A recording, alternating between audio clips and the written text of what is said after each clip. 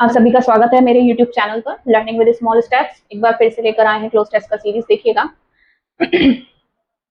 The third national wild action plan किसके बारे में बता रहा है? जो तीसरा नेशनल वाइल्ड एक्शन प्लान जो बना है उसके लिए कह रहा है फॉर 2017 टू 2031, 2017 से 2031 के लिए।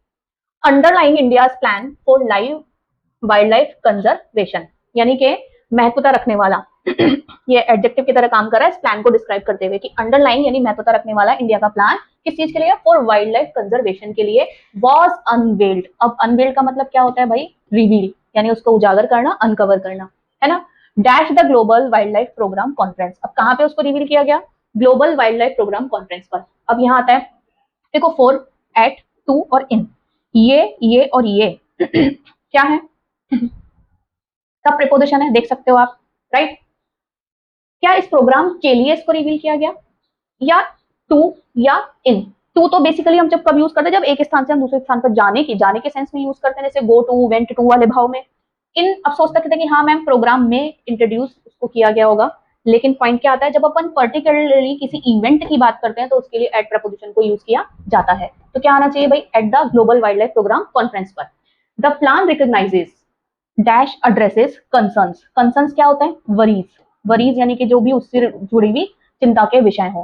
पर्टेनिंग करना यानी कि एग्जिस्ट करना, जो एग्जिस्ट करते हैं, एग्जिस्टेड बोल सकते हैं। To climate change and its impact on wildlife. अब देखो क्या कह रहा है, इस प्लान के बारे में बता रहा है। ये मेरा नाउन है ना, सब्जेक्ट है उसका। फिर कह रहा है recognises in, recognises two, recognises and, recognises four. अब देखो इन, टू और फोर ये सब क्या है? प्रेपोजिशंस हैं। क्या है ये सब? प्रेपोजिशंस हैं।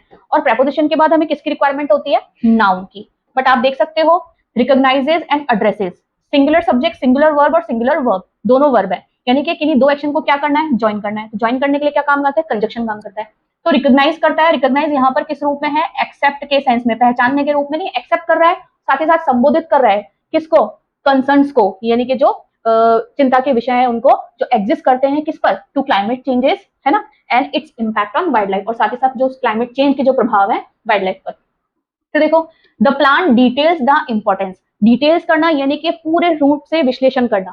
क्या करता है? किस चीज का विश्लेषण कर रहा है? इंपॉर्टेंस ऑफ इकोसिस्टम का। इकोसिस्टम की इंपॉर्टेंस को, किस चीज के लिए इंपॉर्टेंस है उसकी, है ना, फूड प्रोडक्शन की, हेल्थ की, और other aspects of dash survival and sustainable development. अब other aspects of what? Other aspects of breed, species, group और ह्यूमन। अब सर्वाइवल वर्ड भी दिया है, तो सर्वाइवल वर्ड को देखते क्या समझ में आता है? सर्वाइव कौन करेगा? ह्यूमन बीइंग करेंगे, राइट। कोई पर्टिकुलर ग्रुप, तो ग्रुप के लिए भी मुझे किसी इंसान को या किसी जानवर को इंट्रोड्यूस तो करना पड़ेगा। तो कहीं पे भी इनका इंट्रोडक्शन तो आया नहीं, तो इसलिए यहाँ पर क्या हो गए, इन्हें एलिमिनेट कर दिया जाता है। एक्चुअल नाउन को यूज किया जाता है कि ह्यूमन सर्वाइवल और sustainable development.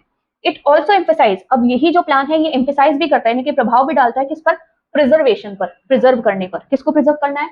Of genetic dash, genetic conflict को, मतभेद को प्रिजर्व करेगा, रिजेक्शन को प्रिजर्व करेगा, फोकस को प्रिजर्व करेगा, कि डाइवर्सिटी को प्रिजर्व करेगा। आपने देखा होगा इकोसिस्टम में सिर्फ कोई एक चीज नहीं है, डिफरेंट डिफरेंट टाइम, जैसे हम फ्लोरा फोना भी बोल रहे हैं, ह्यूमन बीइंग और साथ ही साथ जानवरों को भी इंक्लूड कर लें, राइट। इकोसिस्टम का पार्ट है ये सब।